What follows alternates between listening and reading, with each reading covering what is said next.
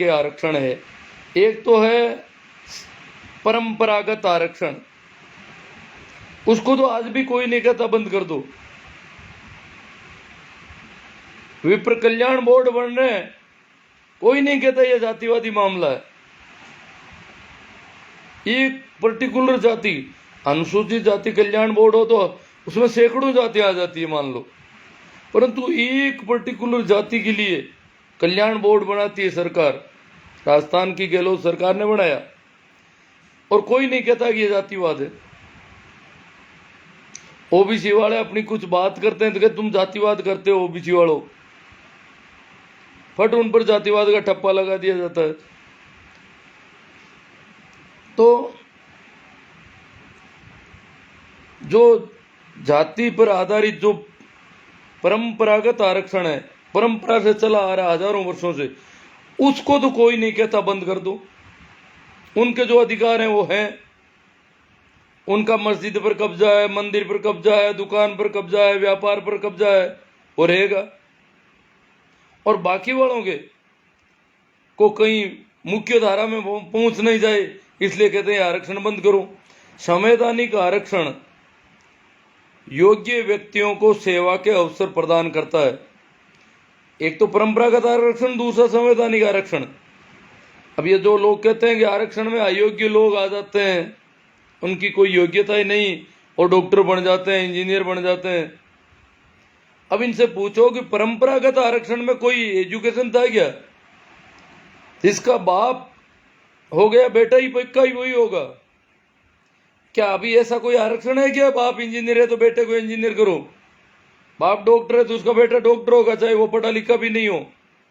ऐसा कोई संवैधानिक आरक्षण में योग्यता कंपलसरी चीज है, जबकि परंपरागत आरक्षण में बाप ब्राह्मण है तो बेटा ब्राह्मण है, वो मंदिर में पूजा करेगा,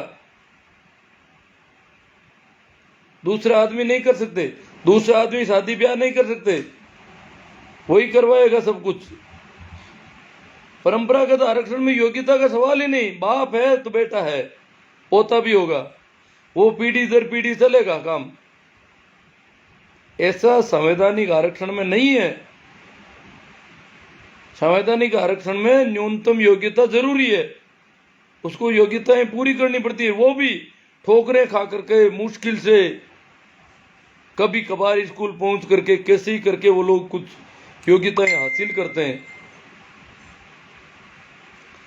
अब ये लोग बार बार, तो मेरा कहना है कि संवैधानिक आरक्षण योग्य व्यक्तियों को सेवा के अवसर प्रदान करता है।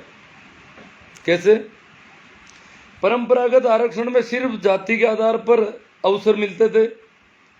वैश्य का बेटा वैश्य होता गया हजारों वर्षों तक, क्षत्रिय का बेटा तलवार चलाएगा, चाहे कैसे भी चलाएगा, वही चलाएगा, बाकी वाले तलवार की मूठ पर हाथ नहीं रख सकते।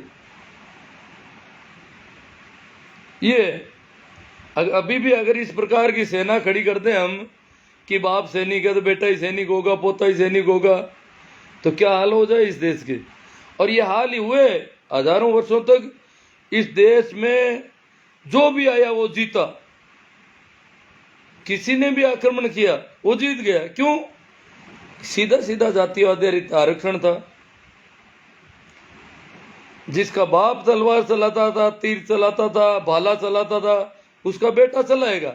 अब बेटा भले ही कैसा ही हो, मरियल भी हो, उसका पोता भी चलाएगा, वही चलाएंगे, बाकी वाले इन चीजों के हाथ नहीं लगा सकेंगे। तो क्या खाक लड़ाई होगी फिर।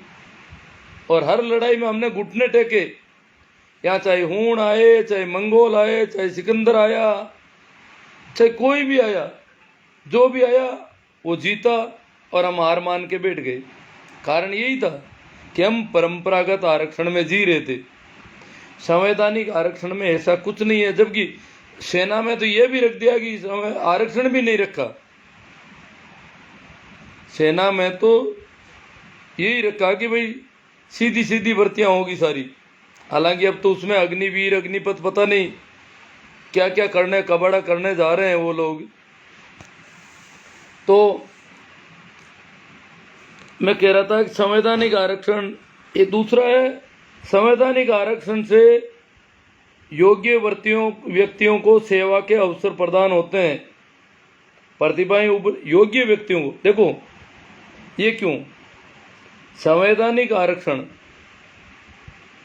होने के बाद एजुकेशन का मौका मिला सभी को, और योग्य लोग, अब योग्य लोग कैसे, जैसे जेई मेन, जेई एडवांस के एग्जाम होते हैं, हम देखते हैं उसमें जनरल की कट ऑफ से ओबीसी कट ऑफ काफी नीचे रहती है, शेड्यूल कास्ट की उससे भी नीचे रहती है, काफी बहुत फर्क रहता है इनमें। क्योंकि जनरल में जो बच्चे हैं उनके दादा दादी नाना नानी एमएससी किए हुए हैं, और यहाँ पर जो बच्चे हैं उनके तो माँ बाप भी अभी अंगूठा छाप बैठे हैं। अब एक बच्चा कभी कभार स्कूल जाता हो, घर में कोई जानता ही नहीं ये क्या पढ़ रहा है, कि बाहरी किताब पढ़ियो है, 9 किताब पढ़ियो है, इससे ज़्यादा उनको पता ही नहीं आगे कौन कौन से। जब हम पढ़ते थे तब हमें तो पता ही नहीं था कुछ भी, क्या आईआईटी होती है, क्या एनआईटी होती है, कोई कुछ पता नहीं था। कॉलेज नाम सुना था हमने कि कॉलेज होती है, स्कूल के बाद में कॉलेज होती है, इससे ज़्यादा कुछ पता ही नहीं था कितनी ब्रांच है, क्या क्या सिस्टम है। तो ये सारी चीज़ें उन परिवारों के बच्चे जिनके घर में बहुत अच्छा माहौल है, उनके बच्चे अगर 100 में से 80 नंबर लाते हैं, और जिनके घर में सभी अंगूठा छाप हैं, पढ़े लिखे भी नहीं है, वो बच्चा अगर 50 नंबर लाता है तो भी वो उनसे ज़्यादा टैलेंट है। जो योग्यता की बार बार बातें कर रहे हैं ना कि योग्य नहीं है, अयोग्य है, योग्य क्या किसी विशेष जाति में जन्म लेने वाले ही केवल योग्य होंगे? योग्यताएं प्रकृति सभी जाति वर्गों में पैदा करती है। अभी हम आदिवासी जंगलों में घूम रहे हैं, बहुत सारे अछूत अभी स्कूलों में नहीं पहुंचे हैं। अब उनके परिवारों में कितने वैज्ञानिक हो सकते हैं, कितने इंजीनियर हो सकते हैं, उनका अभी पता ही नहीं। वो भी तो बुद्धिमान है। बुद्धि तो ये थोड़ी है कि फिक्स कोई ये गोरे गोरे लोग हैं, बहुत सुंदर लोग हैं, बड़े रईस लोग हैं, इनके घरों में योग्य बच्चे पैदा होते हैं। योग्य बच्चा किसी पहाड़ी में, किसी जंगल पर रहने वाले परिवार में भी कोई आइंस्टीन पैदा हो सकता है, परंतु उसको कोई माहौल नहीं मिल रहा है। तो सारी योग धीरे धीरे आरक्षण होने से सभी को, सभी वर्गों की जो योग्यताएं हैं उनको अवसर मिल रहे हैं। नंबर उनके भले ही कम हो, नंबर कम आने से कोई अयोग्य व्यक्ति नहीं होता, क्योंकि परिस्थितियां अलग अलग है। एक बच्चे को स्कूल में लताड़ा जाता है, कोई ढंग का व्यवहार कहीं नहीं करता, बाजार में जाए तो वहां भी फटकार के भगा दिया जाता है, जहां भी जाता है चुप रहे, बोल मत, ये मत। और एक को जहां भी जाए लोग उठा रहे हैं ऊपर, हथेली के छाले की तरह रख रहे हैं। अब इनके दोनों में आगे बढ़ने में बहुत, जिनके बाधाएं खड़ी हो रही है हजार, एक जिनके लिए रास्ता साफ किया जा रहा है, इन दोनों में फर्क रहेगा। और इनके जो 10-20 अंक कम ज्यादा है, उनसे अयोग्य और योग्य नहीं कहा जा सकता इन लोगों को। बात तो इसलिए जो लोग पीढ़ियों से धावक है और जिनके हाथ पैर बांधे हुए रखे, उनको एक साथ नहीं दौड़ाया जा सकता, उनको फर्क रखा जाएगा। तो ये जो आरक्षण है ये प्रतिनिधित्व का मामला है कि प्रत्येक व्यक्ति का प्रतिनिधित्व होना चाहिए। अब आज़ादी के बाद ये तय था कि सामाजिक और शैक्षणिक दृष्टि से जो पिछड़े तबके हैं उनको आरक्षण दिया जाए। देखो, सामाजिक और संविधान सिर्फ सामाजिक और शैक्षणिक दृष्टि से जो पिछड़े हैं उनकी वकालत करता है, परंतु यहाँ क्या हो गया, क्रिमिनल, नॉन क्रिमिनल और अभी ईडब्ल्यूएस अलग आ गया। तो ये चीज़ें हमारे संविधान में नहीं थी, परंतु इन लोगों ने इन चीज़ों को शामिल कर दिया। अब अपन ओबीसी अधिकार दिवस है, इस पे बात करेंगे। बाकी वाली बातें बाद में आएगी तो देखेंगे जैसा जैसा होगा। आज ओबीसी अधिकार दिवस है, 7 अगस्त 1990 के दिन ओबीसी जो मंडल आयोग की सिफारिशें थी उनको लागू किया गया था। मंडल आयोग, अन्य पिछड़ा वर्ग, भारत में पिछड़ा वर्ग बहुत बड़ी आबादी थी। शुरुआत में आरक्षण केवल उनको दिया गया जो अछूत थे,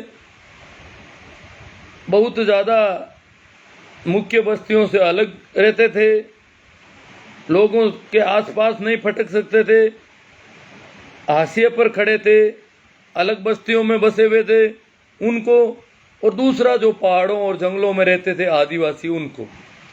बाकी जो सेवक लोग थे, जो लोगों की कटिंग करते थे, जो लोगों के लिए पशु चराते थे, पशुपालन करते थे, खेती करते थे, जो सेवा के काम करते थे, उच्च वर्गों की सेवा करने वाले सेवक, वो अन्य पिछड़ा वर्ग है।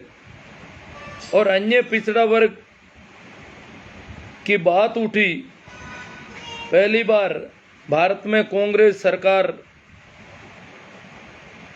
गैर कांग्रेसी सरकार बनी और उसमें 78 में मंडल आयोग, मंडल के नेतृत्व में गठन किया गया और दिसंबर 80 तक मंडल आयोग की सिफारिशें तैयार हो गई। पूरा उसका जो भी उनको करना था वो सारा कर लिया और उसमें सिफारिश ये की गई कि अन्य पिछड़े वर्गों की आबादी 52% है, इसलिए 52% आरक्षण इनके लिए व्यवस्था की जाए। ये तो बहुत, फिर क्या था, मंडल आयोग किन्होंने लागू किया? मंडल आयोग बिठाया जनता पार्टी की सरकार ने और 52% की उसमें सिफारिश, 52% आरक्षण दिया जाए। इनकी आबादी बहुत बड़ी है, अन्य पिछड़ा वर्ग की आबादी बहुत ज़्यादा है, इसलिए 52%।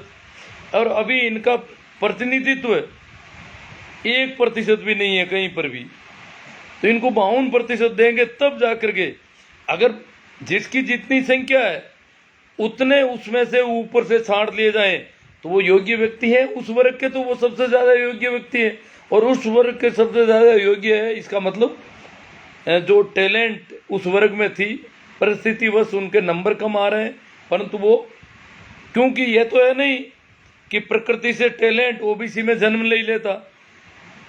ओबीसी अगर 52% है तो 52% तेज बुद्धि वाले बच्चे ओबीसी में जन्म लेते हैं निश्चित रूप से।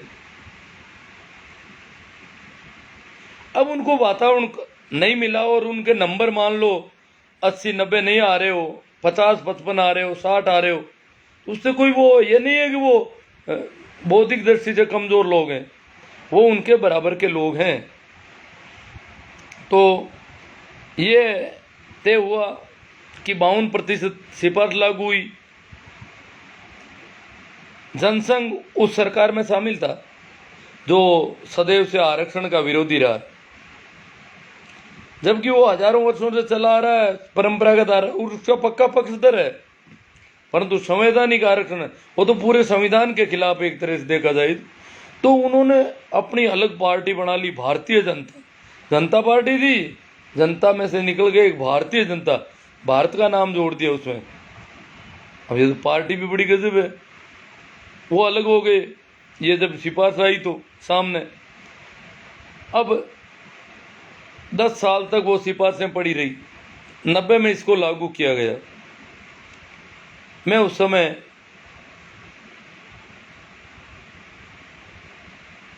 पढ़ने वाले विद्यार्थी की तरह ही था, एक तरह से देखा जाए, लगभग पढ़ भी लिया था, बेरोजगार था उस समय तक, प्रशिक्षित बेरोजगार था। तो जब लागू किया गया तो पूरा बवाल मचा और हम लोग भी इसके खिलाफ खड़े हो गए, ये तो बहुत गलत हो गया।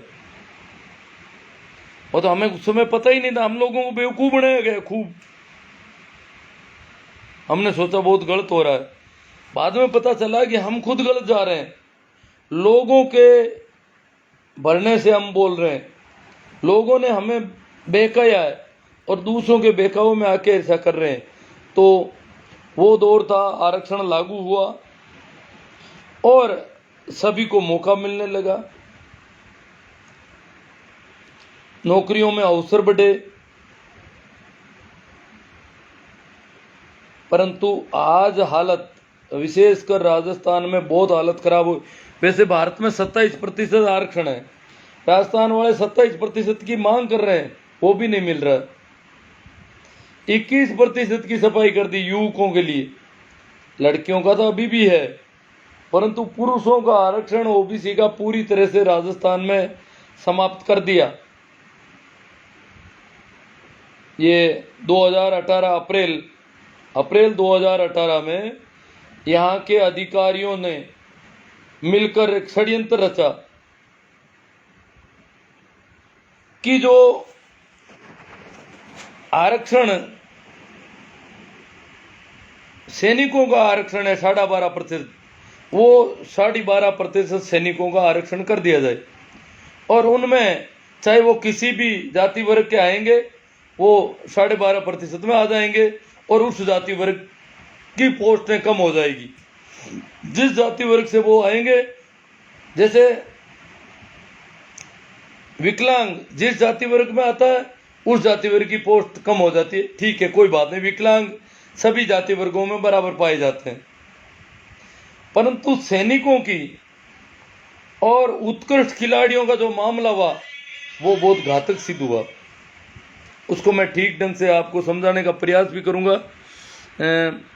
बाकी दूसरी कोई बातें देख लाऊं मैं, क्या बात थी। हाँ,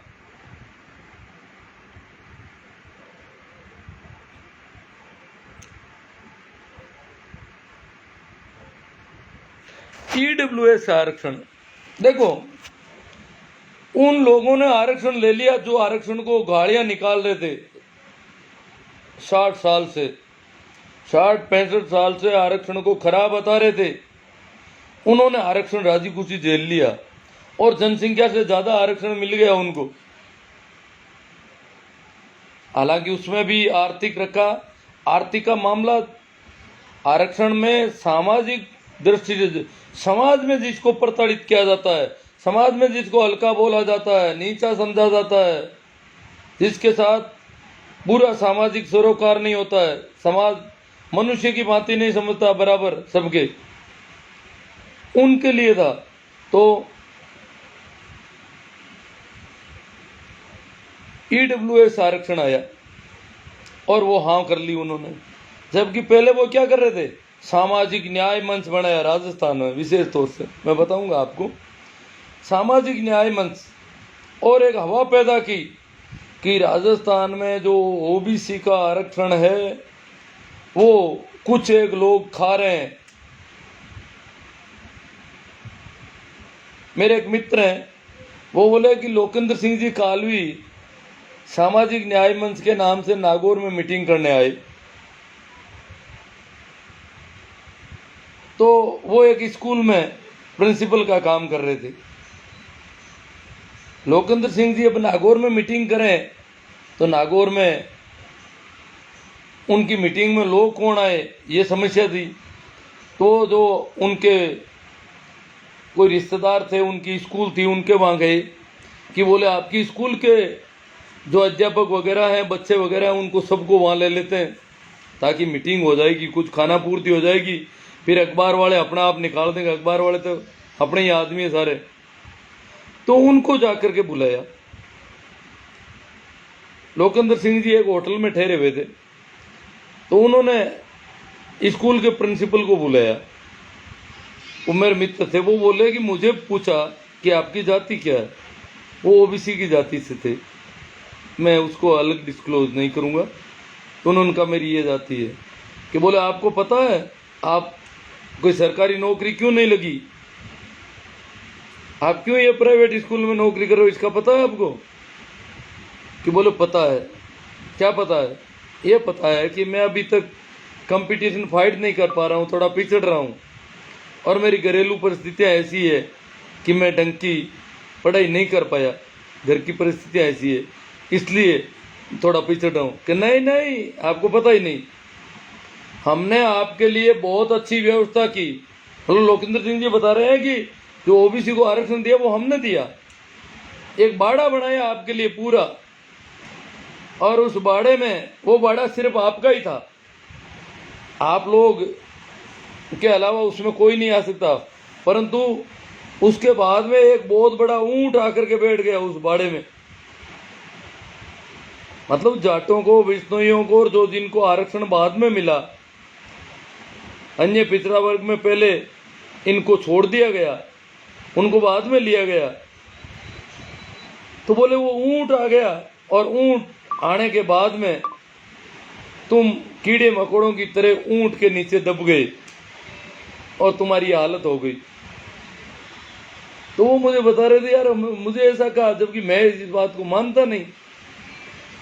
वो बहुत संजीदा आदमी थे, समझ थी उनकी कि ऐसा नहीं है कि केवल जाट ही ओबीसी में चयन होते हैं। अभी कल जगह जगह धरने पर लोग कह रहे हैं वो तो जाटों का आरक्षण है ओबीसी। तो जैसे किसान आंदोलन था तो बोले जाटों का आंदोलन है, ओबीसी की बात करें तो कहते जाटों का है। तो कोरे जाट सेलेक्ट होते हैं, दूसरे कोई नहीं होते हैं। जबकि मैंने देखा है, मैं काफ़ी वर्षों से सारी सूचियां देखता हूँ, काम पड़ता है। अब जब हमारी उम्र है, बच्चे बच्चियों के रिश्ते करने हैं, तो हम लिस्टों को देखते हैं कि कौन कौन सेलेक्ट हुए हैं। तो नाम देखते हैं, जैसे दान लिखा हुआ होता है तो हम समझ जाते हैं ये तो चारण है। परंतु जिनके पीछे राम राम राम राम ऐसा कुछ लिखा होता है, हम सोचते हैं कि हो सकता है ये कोई जाट हो। पर बाद में पता चलता है वो तो कोई प्रजापत हो जाता है, कोई नाई हो जाता है, कोई सुतार हो जाता है। ओबीसी मतलब हम जिनका अनुमान लगता है और आखिर हिसाब करते हैं तो ओबीसी के जो कुल सेलेक्ट हुए उसमें 25% से ज़्यादा जाट कभी सेलेक्ट ही नहीं हो रहे, जबकि ओबीसी में 25% जाटों की अकेली आबादी है ओनली ओबीसी में अगर देखा जाए तो। परंतु हुआ खड़ा कर दिया, कोरे जाट खड़े हो रहे हैं, और हमें तो उन लिस्टों में देखते बाद में पता चलता है कि वो तो दूसरी जाति का निकल गया। हम सोचते हैं इसके बाप के नाम के आगे राम है, खुद के आगे राम है, तो हो सकता है शायद जाट हो गई। जब तक सरनेम, बिना सरनेम वाले सारे के सारे ज़्यादातर गड़बड़ निकल जाते। गड़बड़ का मतलब है दूसरी जाति के निकल जाते हैं, वो रिश्ते के लिए जो एक क्राइटेरिया उसमें नहीं आ रहे थे। तो हमने बहुत सारी सूचियां देखी, बहुत सारे लोग सभी जातियों के सेलेक्ट होते हैं, परंतु मार्केट में हवा फैला दी कि ओबीसी का तो ये मामला है, ये अकेले ही चुने जा रहे हैं। तो अभी पिछले वर्ष 2 साल पहले मेघवालों के खिलाफ अनुसूचित जातियों को भड़काया गया कि मेघवाल अकेले सेलेक्ट हो रहे हैं। देखो ओबीसी में अगर जाति के आधार पर, जनसंख्या के आधार पर सबसे ज़्यादा कोई सेलेक्ट होते हैं तो वो चारण होते हैं, वो शुरू से ही है उनका सिलेक्शन। क्यों? उनमें थोड़ा एजुकेशन ज़्यादा है। शेड्यूल कास्ट का जो आरक्षण है उसमें सबसे ज़्यादा सेलेक्ट होते हैं तो शहरी शेड्यूल कास्ट, हरिजन भी होते हैं, बहुत ज़्यादा सेलेक्ट होते हैं। शहरी शेड्यूल कास्ट के लोग होते हैं, वो होंगे। तो इसमें अब मेघवालों का हवा यूं खड़ा कि मेघवालों की संख्या ज़्यादा है। हाँ, एमएलए मेघवाल ज़्यादा बनते हैं, ये बात सही है। सरपंच भी मेघवाल ज़्यादा बनते हैं, ये अलग बात है। परंतु नौकरियों में मेघवालों को उनकी जनसंख्या से ज़्यादा कहीं प्रतिनिधित्व नहीं मिल रहा। परंतु ये अफवाह फैलानी शुरू कर दी कि कोरे मेघवालों की नौकरियां लग रही है, तुम्हारी किसी की नहीं लग रही है। ये जो फैला फैलू के इन लोगों को अलग बांटने की कोशिश की जा रही है। तो अब मैं बात करूंगा ओबीसी के आरक्षण में क्या घपला है। देखो ये घपला 2018 से 4 साल हो गए। 4 साल में कम से कम 20,000 युवा ओबीसी के नौकरियों से वंचित हो गए इस घपले की वजह से। बहुत बड़ा नुकसान हुआ है ओबीसी को। ईडब्ल्यूएस वालों को तो ऐसा आरक्षण दे दिया कि 10% आरक्षण, उनकी कट ऑफ ओबीसी से खूब नीचे जा रही है, मजे मार रहे हैं। ऊंची जाति के लोग हैं, बाप दादा पढ़े लिखे हैं, परदादा पढ़े लिखे हैं, सब पूरा फैमिली का वातावरण पढ़ा लिखा है। वो लोग बहुत कम नंबरों से सेलेक्ट हो रहे हैं, ये अयोग्य लोग आ रहे हैं। अब ईडब्ल्यूएस से जो ओबीसी से भी कम नंबर में ईडब्ल्यूएस से सेलेक्ट होता है, निश्चित ही वो अयोग्य व्यक्ति है, क्योंकि उसके घर में तो बहुत अच्छा वातावरण है, अच्छी कॉन्वेंट स्कूल में पढ़ रहा है और उसको नंबर चाहिए। ओबीसी वाले को 80 नंबर में सिलेक्शन नहीं हो रहा और वो 60 में सेलेक्ट हो रहा है। ओबीसी में 18 में क्या किया, 18 में ओबीसी में ये किया कि 12.5% आरक्षण है सैनिकों का, 5% है फिजिकली हैंडीकैप्ड जो है पीएच वालों का, और 2% है उत्कृष्ट खिलाड़ियों का। तो भाई उत्कृष्ट खिलाड़ी जिस जाति से आगे उस जाति से सीटें काट दो, ठीक है, वो सैनिक भी जिससे आगे उससे सीटें काट दो, ये बात तो एक तरह से देखा जाए तो व्यावहारिक। परंतु समस्या यहां खड़ी हो गई कि सैनिकों में से 90% सैनिक ओबीसी के हैं केवल, ये सेना में जाते नहीं है। जो स्वर्ण वगैरह है इनमें से केवल राजपूतों के कुछ बच्चे जाते हैं, बाकी इनको सेना वेना से कोई लेना देना नहीं है। इसीलिए तो इन्होंने अग्निवीर की व्यवस्था कर दी कि यार इनको क्यों पैसे दें, ये तो अग्निवीर खड़े करेंगे तो भी लड़ने को और मरने को आ जाएंगे। तो ये तो देशभक्त हैं, आपको लड़वाना है हिंदू मुस्लिम के नाम से तो लड़ा देंगे, गाय भैंस के नाम से लड़ा देंगे, परंतु इनको देश की सेना में भर्ती होना, वहां पर सीना तान करके गोलियां खाने को तैयार होना, बहादुरी दिखाना, ये इनको नहीं करना है। ये अगर होते, अगर अपनी जनसंख्या के अनुपात में ये सभी जाति के लोग सेना में होते तो ये आरक्षण में इतना घोटाला नहीं होता। फिर घोटाला इस वजह से हुआ कि सैनिकों में 90% अकेले ओबीसी वर्ग के सैनिक हैं, देश की रक्षा का दायित्व ये संभाल रहे हैं, और फिर ये नौकरी के लिए यहाँ फॉर्म भर रहे हैं। माना कि एक में थोड़ा सा उदाहरण हो, 1000 बच्चे हैं, 1000 पोस्ट है, थोड़ा ध्यान देना, 1000 पोस्ट है, उसमें से ओबीसी को राजस्थान में आरक्षण मिला हुआ 21%। 21% का मतलब 210 ओबीसी के लोगों को लिया जाएगा, ठीक है। अब 210 में अब क्या होता है, 210 में से 33% महिलाओं का आरक्षण है, तो 70 तो औरतें आएगी, 70 तो युवतियां आएगी ओबीसी की। अब पीछे कितने बचे, 140 ओबीसी के लड़के पुरुष अभ्यर्थी 140 सेलेक्ट होंगे। अब 140 में क्या हुआ कि जो ओबीसी के जो आर्मी के भूतपूर्व सैनिक है उनको 12.5% 125 लोग उनमें से लिए जाने, 125 भूतपूर्व सैनिकों को लिए जाने। और अगर उन भूतपूर्व सैनिकों में 125 में से 115 अगर ओबीसी के आगे, तो ओबीसी की 140 में से 115 काट दो, 25 सीटें रहती है। संयोग से कई बार 140 में 125 में से 115 ओबीसी के होते हैं, तो 140 ओबीसी के पुरुष से 70 महिलाएं निकल गई।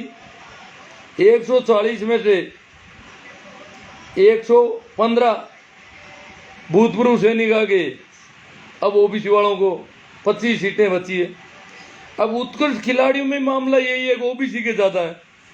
ये तो कोई खेलते कूदते कुछ भी नहीं, न तो लड़ने मरने को तैयार है न खेलते, ये तो षड्यंत्र करते हैं, लड़ाते हैं, मरवाते हैं, हिंदू मुस्लिम के नाम पे फंसा कर छोड़ देते हैं लोगों को। इनका काम देश की रक्षा करना नहीं है, इनका काम खेलने का काम नहीं है, उत्कृष्ट खिलाड़ियों में भी नहीं है। तो 2% उत्कृष्ट खिलाड़ी, 2% का मतलब 20 उत्कृष्ट खिलाड़ी लिए जाने। अगर 20 में से 18 उत्कृष्ट खिलाड़ी ओबीसी के हो गए तो 25 जो बचे थे उनमें से 18 ये चले गए। अब विकलांगों में 5-7 हो गए तो 0 हो गए ओबीसी। और कई भर्तियां ऐसी हो गई जिनमें ओबीसी का 0 पद मिला पुरुषों को। ये कारण है, समझ में नहीं आया, मैं एक बार और समझा दूं। वापस इस वीडियो को सुन लेना कि 1000 की वैकेंसी में 21% ओबीसी के आरक्षण से 210 पद बनते हैं ओबीसी के। 210 में से 1/3 महिलाएं, 70 महिलाएं होगी और 140 पुरुष होंगे।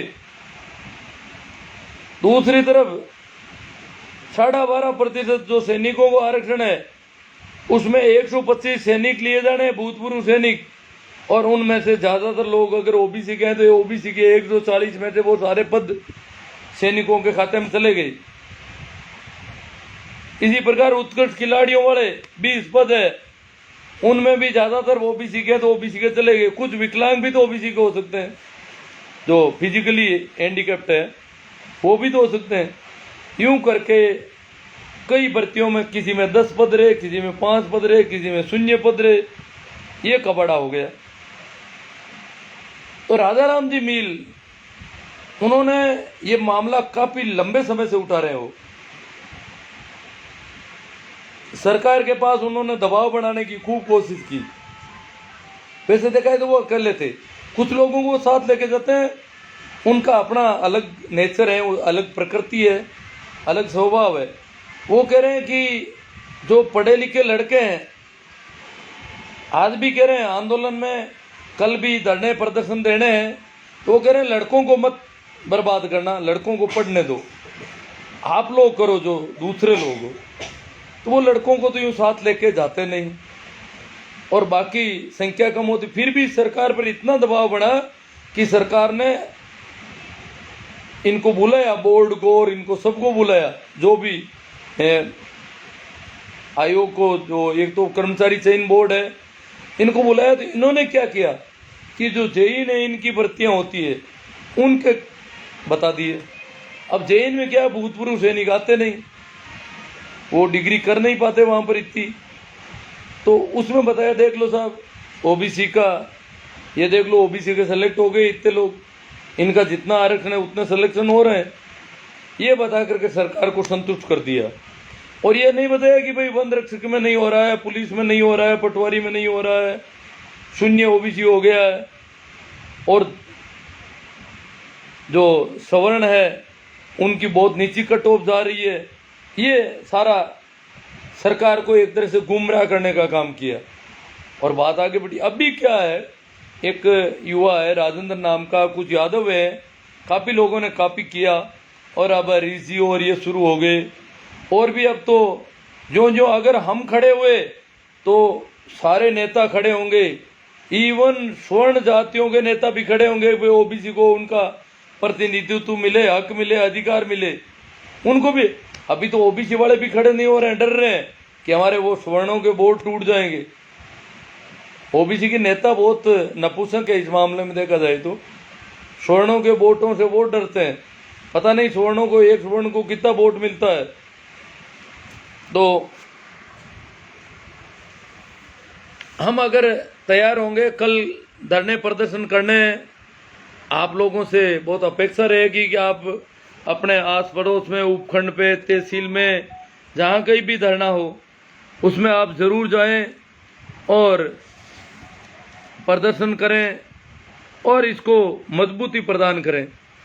क्योंकि अब देखो आरक्षण प्रतिनिधित्व के लिए, एक तो ये सवाल चेंज करो, आरक्षण नहीं, हम प्रतिनिधित्व की मांग कर रहे हैं।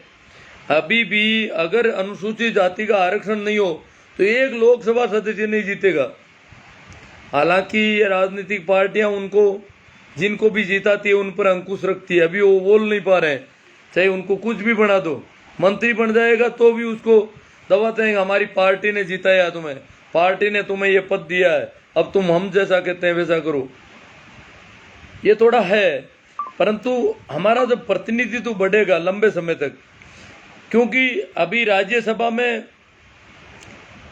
SC ST OBC का प्रतिनिधित्व बहुत कम है, 5% भी नहीं है। राज्यसभा पूरी की पूरी स्वर्ण जातियों से भरी है, जो 233 मेंबर है, इसमें 33 मेंबर भी SC ST OBC के नहीं है। ये हालत है राज्यसभा में, जो हाउस ऑफ लॉर्ड्स है, एक तरह से उच्च सदन है भारत का, संसद का, उसकी यह हालत है। लोकसभा में ओबीसी को आरक्षण नहीं है, इसलिए ओबीसी का प्रतिनिधित्व उसके जनसंख्या से बहुत कम है। हाँ, अनुसूचित जाति को इनको है, परंतु न्यायालय में अभी भी मामला गड़बड़ है। अधिकारियों की लॉबिंग में अभी भी बहुत मामला गड़बड़ है। विधान परिषदों में हालत खराब है। शासन सचिवालयों में, सामान्य प्रशासन में, जहां भी जाएं वहां जो राज सत्ता है, देखो सामाजिक सत्ता तो 3 प्रकार की होती है, आर्थिक सत्ता, सामाजिक सत्ता। आर्थिक और सामाजिक में तो वैसे ही अन्य पिछड़ा वर्ग और अनुसूचित जातियों जनजातियों के पास कुछ नहीं है, शून्य के बराबर है। परंतु राज सत्ता में भी हमारा प्रतिनिधित्व नगण्य है, ये सोचने का विषय है।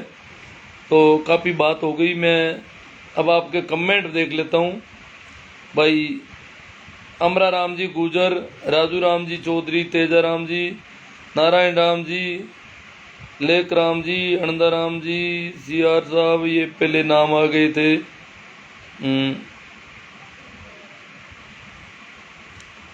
अर्जी राम जी, उमेश जी, राम निवास जी, आज आरक्षण बोलोगे जी? हाँ, ये बात छूट गई थी। अनंदाराम जी ने कहा जाति आधारित जनगणना। देखो बड़ा कितना मजाक किया जा रहा है।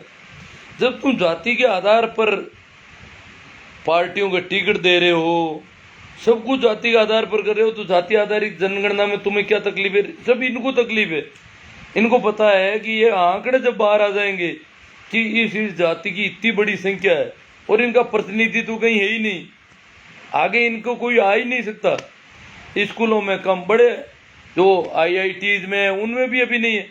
आपको पता हो तो 40 केंद्रीय विश्वविद्यालयों का एक आया था अभी 2020 में, उसमें ओबीसी का एक भी प्रोफेसर नहीं, एक भी असिस्टेंट प्रोफेसर तो थोड़े बहुत हैं आरक्षण की वजह से, परंतु प्रोफेसर और एसोसिएट प्रोफेसर एक भी नहीं। ये पूरे भारत का ये मामला है। ये इनको कैसे उप कुलपति वहां कौन बनाता हमको?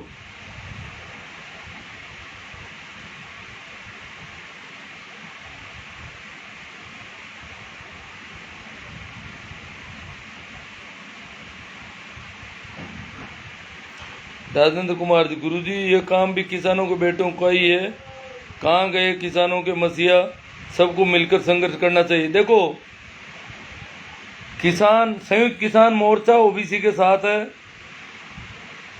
कल के जो भी राजस्थान में हो रहे हैं उनमें, अग्निपथ वाले मामले में संयुक्त किसान मोर्चा साथ है। अग्निपथ जो मामला है उसमें उमा शंकर जी सारण कह रहे हैं कि जिसकी संख्या भारी उसकी उतनी भागीदारी क्यों नहीं सुनिश्चित करती है सरकारें। ये कांसीराम जी का नारा था। कांसीराम जी उस समय खड़े एक पार्टी बनाई थी उन्होंने, बहुजन समाज पार्टी, जब मैं शिक्षा पूरी कर रहा था, और मैंने सुना कि बहुजन जो बहुत बड़ा वर्ग इस देश का सदैव शासित रहा है, शासन में सत्ता में जिसका कभी हिस्सा नहीं हुआ उसको सत्ता मिलनी चाहिए। तो बहुत ही आंदोलित करने वाली उनकी बात थी, परंतु वो बात पार नहीं पड़ी। आपकी जानकारी में ला दूं कि सर भोपा जाति सामान्य जाति में आती है साहब आज भी, जबकि भोपा लोगों की स्थिति कैसी आपसे छुपी हुई नहीं है। हाँ, गोदारा जी सही कह रहे हैं। भोपा की हालत यह है कि वो उसे लोग अछूत मानते हैं, जबकि वो पिछड़ी जाति में ही नहीं है। जाटों ने, बिश्नोइयों ने, इन्होंने तो संघर्ष करके पिछड़ी जाति में तो घुसे। भोपा जाति जो है वो सामान्य में, स्वर्ण में आती है, और जबकि उनसे पिछड़ी जाति वाले भी छुआछूत करते हैं, शेड्यूल कास्ट वाले भी उनसे छुआछूत करते हैं, उनको घर में नहीं आने देते, घर के बाहर बैठे रहते हैं भिखमंगों की तरह, और उनकी ये हालत है। बहुत अजीब मामले हैं। जैसे बागरिया है, वन बागरिया जाती है, ये आती है ओबीसी में, जबकि ये घर की दहली के पास नहीं आ सकते, बाहर बैठे रहते हैं दूर, अछूतों की तरह इनके साथ व्यवहार करते हैं। सभी जो अछूत कही जाने वाली अनुसूचित जातियां हैं वो भी इनको अछूत मानती है, इतने नीचे माने जा रहे हैं, और आते हैं ओबीसी में। ओड है, वो भी कोई ज्यादा उनकी बड़ी वो नहीं है, वो भी ओबीसी में आते हैं। गाड़ियां लोहार हैं, उनसे भी छुआछूत कर रहे हैं लोग, वो भी ओबीसी में आ रहे हैं। तो भोपा वाला मामला तो और भी ज्यादा, मुझे तो पता ही नहीं था, आज बहुत अच्छा बताया अनंदाराम जी गोदारा ने कि भोपा जाति, क्या हमारे यहाँ तो भोपा जाति है नहीं इस इलाके में, तो पता नहीं रहता। वहाँ मकराना साइड में उधर वो भोपा है, कुची पड़ा के भैरू जी के भोपा आते हैं हमारे यहाँ पे, वो तो बेचारे यूं मांग करके रोटी खाते हैं। और जो वो स्वर्ण है तो बड़ी अजीब स्थिति है, क्योंकि उनकी संख्या बहुत कम है, वो इतना संघर्ष, वो अभी आरक्षण मांगने की स्थिति में नहीं, उनको पता ही नहीं आरक्षण होता क्या है और मिलना चाहिए कि नहीं मिलना चाहिए उनको। रामनिवास जी, मेरा गुरुजी, ये भ्रष्टाचार हुआ है नागौर ग्राम पंचायत में, सरपंचों का क्या होगा? भ्रष्टाचार का किसको, अगर भ्रष्टाचार हुआ तो उसकी जांच हो जाएगी। कौन कहता है नागौर में हुआ है? ये मंत्री के बयानों से नहीं होता जी, मंत्री जी सबूत पेश करेंगे तब पता चलेगा। अनूप सिंह जी सियाग, मानाराम जी पोटलिया, प्रेम जी देवावड़ी नागौर, सरकारी शिक्षक सरकारी स्कूलों में कितनी सही और ईमानदारी से काम कर रहे हैं, बहुत कम ईमानदारी से काम कर रहे हैं। देखो, सरकारी जितने भी हैं वो जो काम कर रहे हैं उसको ईमानदारी से नहीं माना था, काम करने का उनका अलग ढंग होता है। सरकारी डॉक्टर हो, चाहे सरकारी इंजीनियर हो, टीचर हो, उनको ईमानदार माना नहीं जाएगा। और इसीलिए तो समाजवाद की जगह पूंजीवाद आया, क्योंकि समाजवाद में आदमी उतनी मेहनत नहीं कर पाता जितना पूंजीवाद में करता है। पूंजीवाद में उसकी मेहनत के हिसाब से उसको पैसे मिल रहे हैं। तो प्रेम जी त्यावड़ी, आप सही करें कि सरकारी स्कूलों में मामला थोड़ा अलग है, परंतु एक बात और बता दूं, प्राइवेट स्कूलों में भी बहुत बड़ा धोखा है। हालांकि वो बहुत कम पैसों में काम कर रहे हैं। वहाँ जो किया जा रहा है प्राइवेट स्कूलों में, जो बच्चों के साथ दुर्व्यवहार हो रहा है, मारपीट ज़्यादा हो रही है, वो बच्चे आगे बढ़ने में रोज सकुचाएंगे, डरेंगे, झिझकेंगे। तो शिक्षा मनोविज्ञान काम नहीं लिया जा रहा है। इन सारी बातों पे अलग से कभी चर्चा करेंगे। खुशवंत जी नानिया बोरुंदा, प्रणाम जी राजीव जी चौधरी, भागीरथ राम जी गिटाला, ओम प्रकाश जी खिलड़ी, गेवर जी बेरट, भंवरा राम जी कीचड़, जोधाराम जी नानिया। अरे मात्रा, आज भी गाय को घसीटने वाल पर पैर लेकर छोड़ दिया। अगर उस आदमी को मैं ट्रैक्टर पीछे बांध कर घसीटता हूँ तो कितने की रसीद कटानी पड़ेगी? अब देखो, ये आप सब्जेक्ट अलग है, बिना सब्जेक्ट का सवाल है। और सोयला गांव में कोई मामला हुआ है ऐसा, तो वो तो हो जाएगा। कुछ देखो क्या करते हैं पशु क्रूरता वाले उसमें। प्रहलाद सिंह जी राजनीति के लिए लाइव आए हैं क्या? हाँ भाई, भेंवर जी बेरट। शिवनारायण जी, आपको सुनाई देने लगा या नहीं देने लगा? आपका फिर बाबा की पूजा की थी? नहीं, मैंने कोई पूजा नहीं की थी, मैंने तो एक नाटक किया था। वो पूजा तो मैं किसी की नहीं करता। हाँ, मैं गया जरूर था, एक भैरू बाबा बनाया हुआ उसके पास। Sumesh ji Khoja, Prahlad Singh ji, sir no matter what, pay attention to the Agniveer scheme, not Modi, what Modi was announce will be the plan. अब अंग्रेजी मना होती तो हो सकेगा। राम स्वरूप जी चौधरी, कानाराम जी पटीर, सुमेर सिंह जी मील, आरक्षण मुक्त भारत की बात करो। आरक्षण मुक्त होना चाहिए भारत, पर प्रतिनिधित्व जिनको नहीं मिला उनको कैसे दोगे वो देख लेना। अच्छा हुआ खेल आरक्षण नहीं है, वरना 30 मीटर भाला फेंकने वाला गोल्ड मेडल ले जाता और 87 मीटर फेंकने वाला better luck next time. Khivaram Chaudhary प्रणाम, प्रताप जी बेनीवाल झुंझुनू, कॉमरेड रणजीत जी अटीला, जयपाल जी कुड़ीवाड़ी नाना गलत कमेंट कर रहे हैं, अनुरोध है कि गलत कमेंट मत करो, इनको चिढ़ हो रही, करेंगे अपनी मर्जी से लोग। कपिल जी लोम रोड, आरक्षण ठीक है लेकिन इसके साथ छेड़छाड़ करना गलत है। शैला जी तांडी, कपिल जी लोम रोड, ओरिजेंटल घातक है। हाँ, जो वर्टिकल आरक्षण जितना ओबीसी के 21% का 12.5% जो होता है वो उसको दे दिया जाए, कोई दिक्कत नहीं है। सैनिक पुरुष हैं तो थोड़ी सीटें सबकी वो कम होती रहेगी। एक तरफ SC ST OBC को आरक्षण का भिखारी और बैसाखी पर जीने की गाली देते हैं, दूसरी तरफ मेरिटधारी लोग EWS आरक्षण के चलते 3 नंबर पाकर सरकारी नौकरी।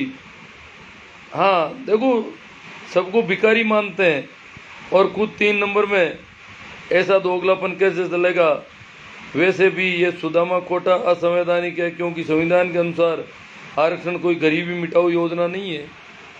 आरक्षण सामाजिक न्याय का मामला है, सामाजिक और शैक्षणिक पिछड़े लोगों के लिए है, परंतु ये समझाएं किसको। तानू जी कालवा, कपिल जी लोम रोड, 18 में OBC को घर बिठा दिया। बीरमाराम जी सियाग, रावणा बुद्ध सिंह जी जैसोल, चौधरी नानूराम जी, सुनील जाट, सुप्रीम कोर्ट हमारे कॉन्स्टिट्यूशन का रक्षक है, लेकिन सुप्रीम कोर्ट में भी कॉलेजियम सिस्टम है की वजह से 200 फैमिलीज, हाँ कुछ ये फैमिली है, घराने, न्यायिक घराने बोलते हैं। देखो बड़ा गजब खेल है, वो न्यायिक घरानों के लोग ही सुप्रीम कोर्ट में जज बनते जा रहे हैं। रावणा बुद्ध सिंह, हर श्रेणी में अपना अपना हक मिलना चाहिए। सहदेव जी ताडा, कपिल जी लोग, कुछ दिनों बाद OBC नाम की चिड़िया उड़ जाएगी, क्या करें गुरुजी, करें क्या। ये तो OBC का जो राजस्थान वाला है वो तो करना ही पड़ेगा, जल्दी हमें थोड़ा संघर्ष तो करना ही है, बाकी हो जाएगा, होना ही होगा। दबाव बनाना पड़ेगा सरकार के ऊपर हमको। ठीक है, थैंक यू। काफ़ी लंबी बात हो गई, पता नहीं क्या क्या कहा मैंने, आज तैयारी थी नहीं, यूं ही इधर उधर पन्ने निकाल रहा था, मूड ही नहीं बनता अभी कुछ था। कल वो ज़रूरी था इसलिए मैंने कहा थोड़ी बातचीत हो जाए, ज़रूरी है। ठीक है, थैंक यू। सभी से निवेदन है कि अपने आस पड़ोस में जहाँ भी कल का धरना प्रदर्शन हो उसमें भाग लें। गहलोत सरकार को अपनी ताकत बताएं कि हमारी ये मांग है, हमारा प्रतिनिधित्व है, हमें मिलना चाहिए, उचित हक हमें मिले, हमारा अधिकार मिले। Thank you.